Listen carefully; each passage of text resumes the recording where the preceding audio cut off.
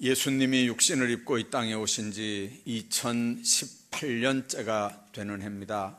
오늘 첫 번째 주일을 맞는 여러분들과 여러분들 가정에 주의 은혜와 복이 함께 하시기를 주의 이름으로 축원합니다.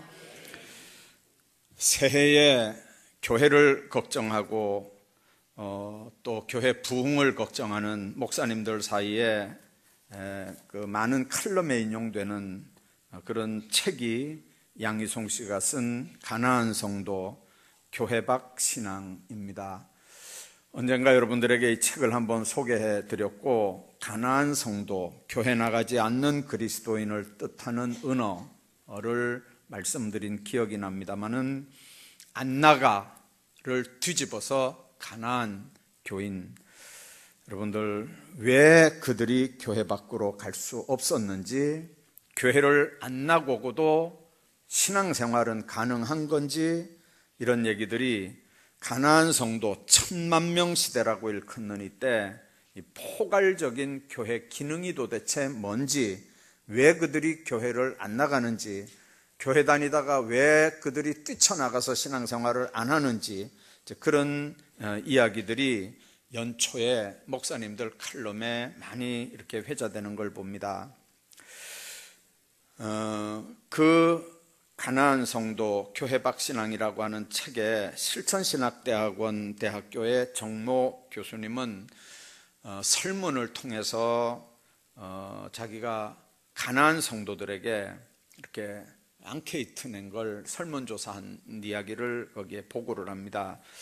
가나안 성도들은 왜 교회를 떠났느냐, 한마디로 숨막힘 때문에 교회를 떠났다. 교회 가니까 숨이 막혀서 떠났다는 거죠. 교회 안에서 하나님의 뜻을 빙자해서 어떤 행동을 정당화하거나 교회를 위한다면서 부당한 일에 눈 감을 걸 종용하고 강압적이고 교권적인 목회자와 중직자들에 대한 불만, 이게 24.3%입니다. 그리고 너무 교회가 속박하는 것 같아서 자유롭게 좀 신앙생활하고 싶다는 게 30.3%입니다. 그래서 그 두 가지를 합하니까 54.6%가 그런 두 가지 이유 때문에 교회를 떠났다는 겁니다. 그래도 그들이 교회를 떠났지만 그 떠난 사람의 82.1% 대다수가 자기들은 구원에 확신이 있다고 대답을 했고, 3명 중에 2명은, 그러니까 67.1%입니다. 다시 교회 나가고 싶다, 그렇게 대답을 했다는 게 그 정 교수의 설문 내용입니다. 지난 한 해 동안, 그러니까 2017년이 아니고 2016년 말 우리 통합측교단에 교인이 15만 명 이상이 줄어들었습니다. 우리 경선호회도 1000명 이상 교인이 줄었습니다. 자, 이런 상황이 되니까 우리 교단은 올해도 이 교회의 5가지 예배, 친교, 교육, 전도, 봉사, 이런 기능들을 점검하면서 결국은 교회가 세상에서 뭘 해야 되느냐, 교회가 어떻게 해야 교회 본연의 본질적인 사명들을 감당할까, 이 뒤에 나오는 이 표를 교수들이, 이게 연구하는 위원들이 있습니다. 이 신학대학 교수들이 모여서 의논해서 올해 또 이 표를 정했습니다. 결국은 뭐냐면 교회는 세상 속에서 제 역할을 감당해야 된다는 거죠. 그래서 거룩한 교회, 다시 세상 속으로 라고 정하고 한 해를 이제 열어갑니다. 지금부터 한 100년 됐죠. 1919년이니까 99년째인가요? 3.1운동 당시에 전국의 개신교 교인이 20만 명 정도였습니다. 그때 1919년도에 우리나라 전체 인구가 1600만 명일 때입니다. 1600만 명의 20만 명은 전 국민의 1.25%밖에 되지 않는다 그럽니다.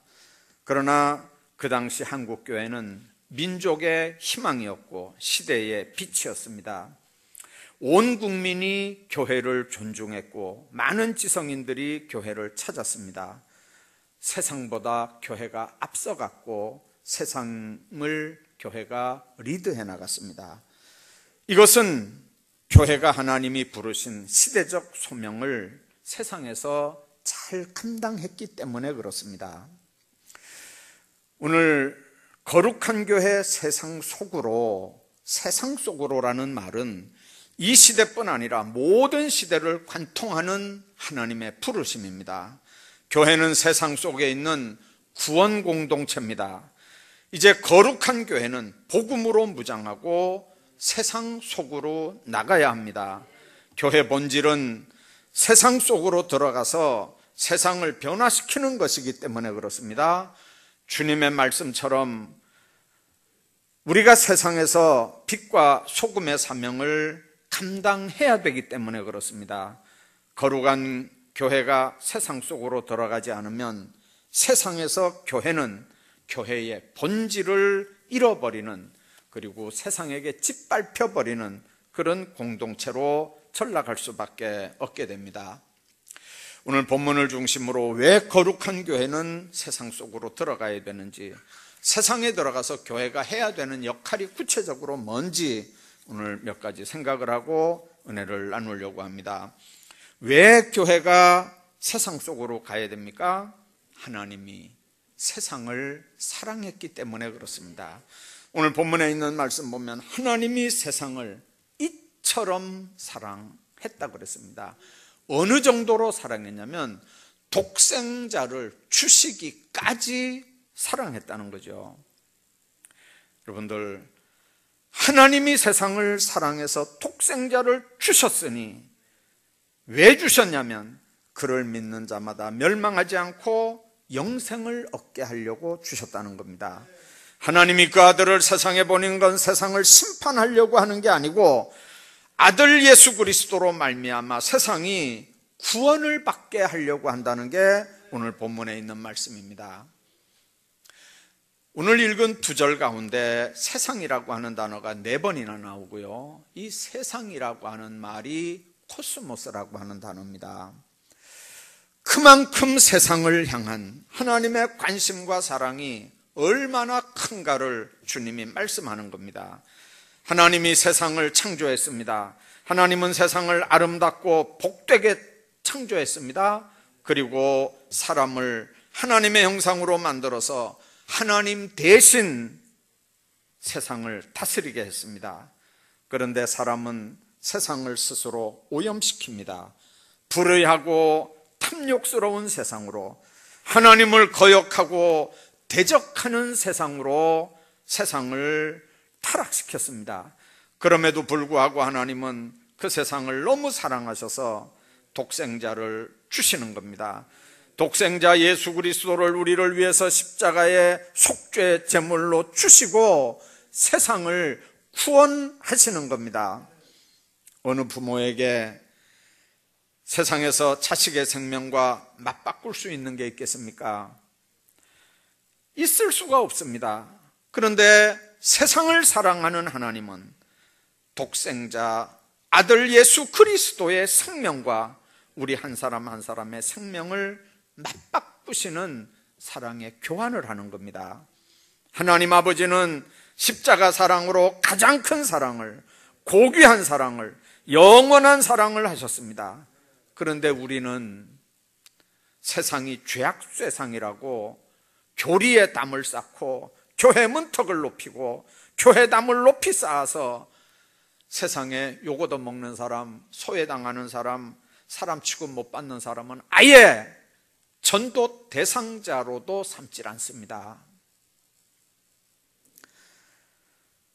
교회담을 높이 쌓고 교인들끼리만 그 안에서 스스로 종교적인 쾌락놀이를 하고 있습니다. 엄청난 십자가 사랑을 우리에게만 머물게 하는 게 신앙생활인 줄 압니다. 하나님의 사랑을 우리는 받았고 그 받은 사랑을 우리는 누리고 있고 누리는 그 사랑을 우리는 세상으로 흘려 보내야 되는 게 교회 본연의 사명인 줄로 믿으시길 바랍니다. 갈릴리 바다가 늘 푸른 바다, 각종 물고기가 헤엄치게 되는 이유가 뭡니까? 헬몬산에서 받은 사철 눈 녹은 물이 요단강을 거쳐서 갈릴리 바다로 들어오는 까닭입니다. 그 요단강을 거쳐 갈릴리 바다로 들어오고, 그리고 그 물이 다시 사해로 흘러내려가지만 사해는 받기만 하고 내려보낼 곳이 없어서 물고기 한 마리도 살지 못하는 죽은 바다가 바로 사해입니다. 하나님은 교회 안에 있는 성도들 뿐만 아니라 교회 밖에 있는 불신 영혼들도 사랑한다는 걸 명심하셔야 됩니다. 십자가에 예수님이 죽으신 이유는 인류를 위해서 죽었습니다. 구원받은 사람만을 위해서 죽은 게 아니고 온 세상 인류를 위해서 죽었습니다. 그런데 그 사람들 가운데 예수님의 십자가 비밀을 체험하고 예수님이 나를 위해서 십자가에 못 박혀 죽었다고 입으로 고백하고 주님 안에 돌아오는 사람들만 구원을 받아서 그렇지, 사랑은, 하나님의 사랑은 그 사람들만을 위한 게 아니고 세상의 모든 사람들을 위해서라고 하는 걸 기억해야 합니다. 하나님은 집 나간 탕자가 돌아오길 문 밖에서 기다리지만, 그러나 이게 아버지 마음이고 이것이 우리가 세상 속으로 들어가야 하는 이유입니다. 하나님이 교회를 사랑하시기 전에 세상을 사랑하셨다는 걸 우리가 믿어야 합니다. 두 번째로, 왜 거룩한 교회가 세상 속으로 가야 합니까? 하나님이 우리를 세상으로 보내시기 때문에 그렇습니다. 하나님이 그 아들을 세상에 보내신 것은, 하나님이 그 아들을 세상에 보냈습니다. 하나님이 그 아들 예수 그리스도를 세상에 보내신 것처럼 예수님은 우리를 세상으로 보냅니다. 마태복음 28장에 보면 가서 제자 삼으라 그랬고, 요한복음 17장 18절에 보면 하나님께서 나를 세상에 보낸 것 같이 나도 너희를 세상에 보낸다고 말씀합니다.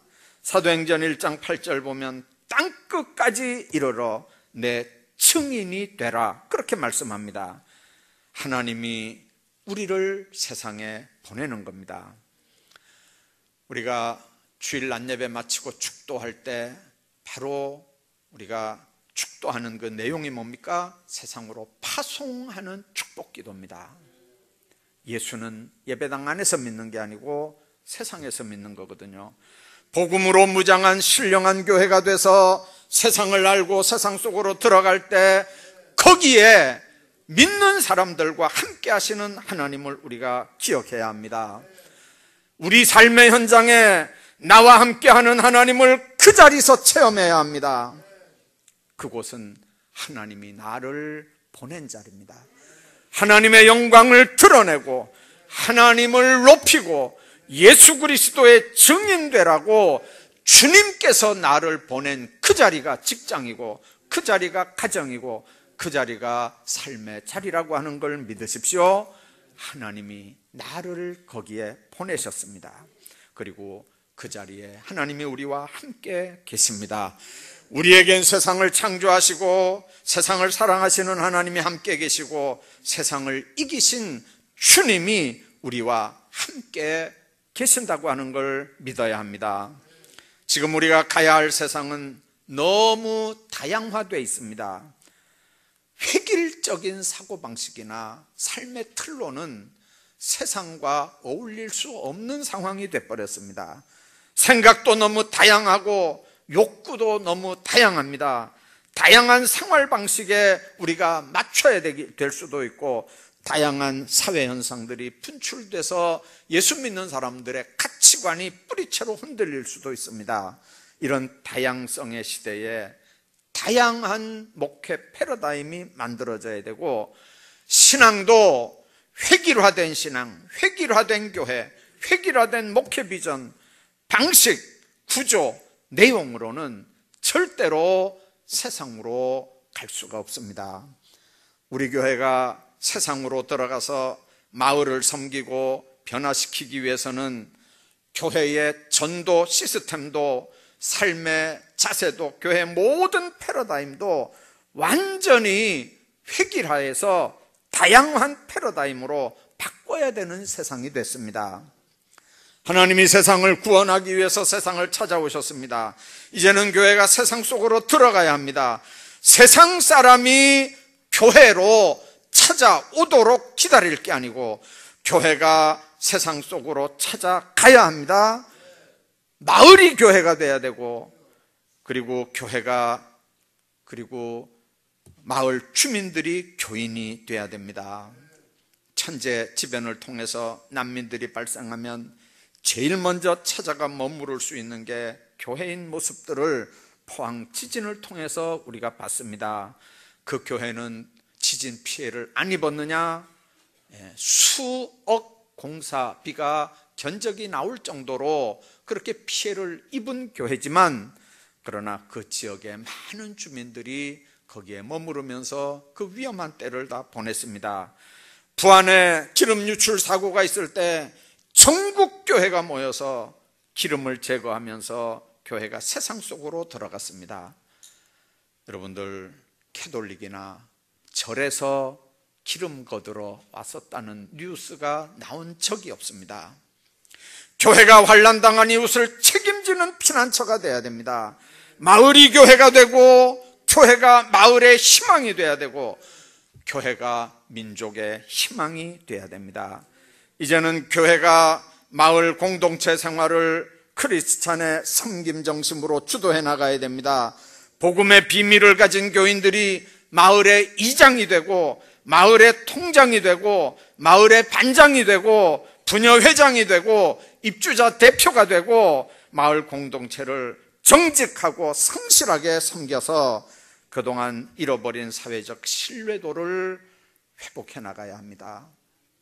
저는 우리 교회에서 김천 지역을 섬기는 시장님도 나왔으면 좋겠고, 김천 지역의 국회의원도 나왔으면 좋겠고, 시의원은 벌써 현직에도 있고 몇 사람 있었지만 더 김천 지역을 책임지는 교회 직분자들이 좀 많았으면 좋겠습니다. 예수 그리스도의 사랑으로 행복한 마을을 만드는데 교인들이 앞장서야 됩니다. 요즘에 교회들이 마을 가꾸기, 타가방, 아기학교, 방과후교실, 우리 교회도 합니다만 지역아동센터, 복지관, 실버타운, 문화교실, 이주민, 장애인센터, 노인대학, 협동조합, 무상급식소, 불우이웃 돕기, 여러분들, 이 일들이 다 지금 눈이 떠진 교회들이 세상 속에서 하는 일들이고, 이런 일들을 통해서 교회가 세상 속으로 지금 들어가고 있습니다. 그러면 거룩한 교회는 세상 속에 가서 뭘 해야 될까요? 오늘날 세상은 눈부시게 발전하고 있습니다. 인터넷, 로봇산업, 인공지능, 나노기술, 생명공학의 발달은 우리에게 환상적 유토피아를 약속하는 것 같습니다. 정치 경제가 발전하고 성장합니다. 문화가 융성하기 때문에 세상이 정말 좋아지는 걸 우리가 피부로 느끼는 것 같습니다.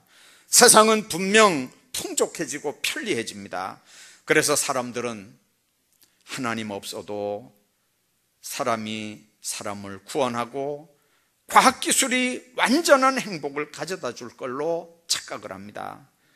그러나 사람은 편리하면 편리할수록 더 악해집니다. 풍족하면 풍족할수록 더 탐욕스러워집니다. 재미있으면 있을수록 더 자극적인 쾌락에 깊이 빠집니다. 여기에 함정이 있습니다. 여기에 인간의 어리석음이 있습니다. 말세가 되면 점점 더 그렇다고 성경은 예언합니다. 너는 이것을 알라. 말세에 고통하는 때가 이르리니 사람들이 자기를 사랑하며 돈을 사랑하며 교만하며 비방하며 부모를 거역하며 감사하지 아니하며 거룩하지 아니하며 사나우며 선한 것을 좋아하지 아니하며 쾌락을 사랑하기를 하나님 사랑하는 것보다 더한다. 바울이 디모데에게 분명하게 그렇게 경고합니다. 말세는 세상이 더 사악해지고 더 삭막해지고 더 공허해집니다. 그래서 사람들에게 희망이라고 하는 걸 찾을 수가 없습니다. 어디서 희망을 찾겠습니까? 뉴스를 보십시오. 현 정권에게서 찾겠습니까? 여야 국회의원들에게서 찾겠습니까? 어디서 찾겠습니까? 결국 사람들에게 희망은 하나님으로부터 찾을 수밖에 없습니다. 세상이 인간을 구원하지 못합니다. 첨단 과학기술이 인간을 행복하게 할 수 없습니다. 어떤 정치 시스템이 인간을 행복하게 할 수 없습니다. 교회가 해야 되는 본연의 일들입니다. 그래서 우리 지자교회도 내년에는 3가지 이 목표를 걸었습니다. 첫째는 세상에서 빛과 소금이 되는 교회가 되자. 여러분들 얼마나 알긴 잘합니까? 빛은 자기가 기름을 태우고 심지를 태워야 발할 수 있는 게 빛이죠. 소금은 자기가 녹아야 맛을 낼 수 있는 게 소금이죠. 주님은 우리에게 하는 얘기가, 너희는 세상에서 바로 빛과 소금이라는 거죠. 세상을 이용해 먹고 세상을 이용해 먹으면서 예수 믿는 사람 욕을 돌리고 그리고 입에 오르내리면 이미 여러분들은 땅에 짓밟혀 있는 사람들입니다. 예수 안 믿는 사람들 속에서 예수 믿는 사람들이 입에 오르내리고 욕을 먹고 이렇게 되면 이게 교회가 세상에서 이미 교회 사명을 못하는 겁니다.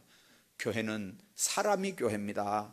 예배당 건물이 교회가 아니고, 그래서 여러분들이 삶의 자리, 그 자리가 교회고 그 자리에서 빛과 소금의 사명을 감당해야 된다는 겁니다. 세상 서양 속담에 그 사회에 아주 요긴한 사람을 가르쳐서 아무개가 소금 같은 사람이라고 하는 말이 있답니다. 로마 사람들 말 가운데도 세상에 햇빛과 소금보다 더 유용한 건 없다는 말이 있습니다. 너희는 세상의 소금이요 빛이라고 하신 말씀은 예수 그리스도인의 존재 가치가 이 사회에 있어서 얼마나 중요하고 귀하냐 하는 겁니다. 소금은 순결을 또 상징합니다. 원시 종교에서 그들의 신들께 헌물할 때 소금을 뿌렸다고 그랬습니다. 그들이 순결을 의미하는 의식이 바로 소금을 뿌리는 의식입니다. 그런 의미에서 예수 그리스도인들은 세상의 소금으로, 순결의 표범으로 주님께서 우리에게 주신 겁니다. 방부제 역할만이 아닙니다. 다 썩어가는데 예수 믿는 사람 하나만 있어도 그 회사가 안 썩어야 됩니다. 부정부패가 있고 가라 사인을 하고 부정 출근에 도장을 찍어도 예수제 하나가 거기 똑바로 있으면 절대로 가라 사인하지 마십시오. 주일날 교회와 앉아 있어 놓고 가서 출근했다고 출근부에 도장 찍지 마십시오. 예수 안 믿는 사람들이 욕하거든요. 그러면 전도 못합니다. 여러분들이 무슨 일을 하나 맡았으면 책임지고 심지어는 손해를 볼지라도 주님 욕 얻어먹이지 마시길 바랍니다. 교회 영광 가리지 마시길 바랍니다. 그리스도인은 썩어야, 녹아야 소금 역할을 하고 자기가 다 없어져야 빛을 내는 사람들입니다. 조그만 이권 하나 때문에, 조그만 자존심 하나 때문에 절대로 안 죽고 안 희생당하면 주의 영광을 우리가 드러낼 수 없습니다. 뿐만 아니라 지역사회를 섬기는 교회가 되어야 됩니다. 야고보서 2장에 있는 말씀 보면, 만일 형제나 자매가 헐벗고 일용할 양식이 없는데 너희 중에 누구든지 그에게 이르되 평안히 가라, 덥게 하라, 배부르게 하라 하며 그 몸에 쓸 것을 주지 아니하면 무슨 유익이 있겠느냐, 그렇게 말씀합니다. 복음을 전했던 선교사들이나 초대교회는, 특히 한국교회는 이웃을 책임지는 교회였습니다. 요즘에 서울에 큰 교회 건물이 들어오면 집값 떨어진다고 교회 주변 사람들이 교회 못 들어오도록 막 이렇게 데모를 하고 건축 허가를 받고 공사가 시작되는데도 시청에 민원을 제기해가지고 교회가 못 들어오도록 막 반대를 한다는 얘기를 들은 지가 벌써 오래됐습니다. 여러분들, 교회가 들어오면 교인들이 쌍수를 들고 반기고 환영해야 될 거 아닙니까? 술집 들어오는 것보단 나을 거 아니에요. 러브 호텔 들어오는 것보단 나을 거 아니에요. 왜 교회가 들어오는데 동네 사람들이 집값 떨어진다고 피켓을 들고 데모를 하냐고요. 여러분들, 교회 꼴이 얼마나 우습게 보이면 동네 사람들이 교회를 그런 모습으로 대하겠습니까? 우리 교회가 113년을 맞습니다만 그동안 우리 교회가 김천 씨를 위해서 한 일들이 뭔지를 가만히 한번 생각해 보시길 바랍니다. 우리 지좌교회 113년 동안 김천 지역을 위해서 한 일이 뭔가? 아니, 이 지좌동을 위해서 지좌교회가 한 일이 뭔가? 지난번에 수요일 날인가 한번 제가 그런 말씀을 했습니다. 아무리 생각해 봐도 교회가 동네 사람들한테 베푼 게 100년 동안 별로 없었던 것 같아요. 인제 하나 해놓은 게 뭐냐면 교회 마당 좀 넓혀서 동네 사람들 이렇게 평일에 차대 놓게 교회 마당 이렇게 좀 오픈시켜 준 거 하나 하고, 또 이 지역 아동센터에서 직장 생활하는 그 맞벌이 부부 자녀들 이렇게 교회에 방과 후 교실 해서 아이들 학습 책임져 주는 일하고, 가만히 생각해 보니까 교회가 동네를 위해서 한 일 가운데 그거 2개 이상은 금방은 안 생각나요. 뭐가 다른 게 또 금방 생각 안 나는 뭐가 있는지 모르겠는데, 그러면 여러분들, 세상 사람들은 뭐라 그러냐면 교회가 우리한테 해준 게 뭐냐? 교회가 뭐 하는 거냐? 너들끼리 뭐 찬송 부르고 기도하고 뭐 천국 간다 그러고 너들끼리 그렇게 하지, 그래서 우리에게 유익한 게 뭐냐?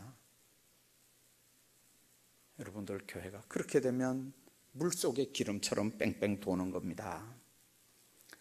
일용할 양식이 없는 자에게 필요한 것을 일용할 양식을 제공하는 겁니다. 교회가 교회 존재 이유와 목적을 우리가 분명하게 기억해야 합니다. 교회 안에는 봉사하기보다 구경만 하는 이들이 있습니다. 아주 소수이긴 하지만 방해꾼들도 있습니다. 그러나 상당수 교인들은 묵묵하게 봉사를 합니다. 빙산을 아시죠? 물 위에 보이는 꼭지는 아주 작지만 그러나 물속에 잠겨있는 덩어리는 그 크기가 얼마인지도 모르게 큽니다. 앞에 나서서 일하는 봉사자들이 많이 있지만 대부분의 귀한 성도들은 밖으로 드러나지도 않게 봉사를 합니다. 그 사람들은 말도 없습니다. 있는 줄도 모르게 일합니다. 새해는 여러분들 그렇게 충성스럽게 일하기를 주의 이름으로 축복합니다. 천국 복음을 전하는 교회 사명을 잘 감당해야 됩니다. 늘 듣는 얘기이기 때문에 예화 하나 하고 마치려고 합니다. 어떤 스승이 제자들과 길을 떠났습니다. 길을 가다가 보니까 길에 신문지 둘둘 말아놓은 종이 뭉치가 있습니다. 그래서 스승이 제자에게 그 종이를 좀 집으라 이랬습니다. 그 제자들이 그 선생님 말씀대로 종이 뭉치를 이렇게 들었더니 무엇에 쓰였던 종이라고 생각하느냐, 그렇게 제자들에게 물었습니다. 그러니까 그 제자들이 종이를 이렇게 딱 들고 보니까 거기에 무슨 향냄새가, 향기가 나거든요. 그래서 선생님 보고 그랬습니다. 무슨 향재료를 싼 것 같습니다. 쌌던 종인 것 같습니다.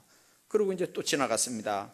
또 길을 갔는데 끊어진 새끼줄 토막이 땅에 떨어져 있었습니다. 그러니까 스승이 또 제자들 보고 그것도 집으라 그랬습니다. 그 새끼줄을 이렇게 딱 집었는데 스승이 뭐라 그러냐면 그 새끼줄은 뭐에 쓰던 것 같으냐 이렇게 물어봤습니다.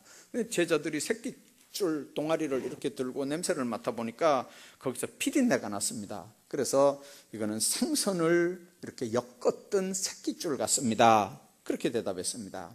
그랬더니 스승이 제자들에게 그렇게 얘기했답니다. 사람도 이와 똑같다. 현명하고 어진 사람을 가까이 하면 현명하고 어질 수 있지만 어리석고 사악한 사람들과 어울리면 자신도 모르는 사이에 물이 든다. 차츰차츰 물들어가면서 그 사람들은 끝까지 자기가 물들어가는 걸 깨닫지 못한다. 종이는 향 자체가 아닙니다. 새끼줄도 물론 생선이 될 수 없습니다. 그러나 생선을 쌌던 종이와 생선을 이렇게 엮었던 새끼줄은 그 향과 냄새를 쉽게 지울 수가 없습니다. 내가 지금 어디 서 있는지, 내 옆에 누구와 함께 있는지, 어떤 사람과 지금 같이 있는지를 의식하며 살아야 될 이유가 여기 있습니다. 왜냐하면 우리는 예수님을 싼 종이 같은 사람들이거든요. 예수님과 묶여져 있었던 주님의 제자들이거든요. 그러면 우리 속에서 무슨 향기가 나야 됩니까? 예수 향기가 나야 됩니다. 우리에게서 무슨 냄새가 나야 됩니까? 예수 냄새가 나야 됩니다. 예수 안 믿는 사람들이 우리를 볼 때, 저 사람들은 예수쟁이구나, 저 사람들은 예수의 사람들이구나, 그걸 여러분들 삶으로 알게 해야 됩니다. 여러분들 2018년 새해 첫 주일에 우리 총회가 결정하고 우리 지좌교회가 선택한 주제와 목표들을 여러분들 마음속에 기억하면서 한 해를 주님 안에서 승리하는 삶들 살기를 주의 이름으로 축복합니다.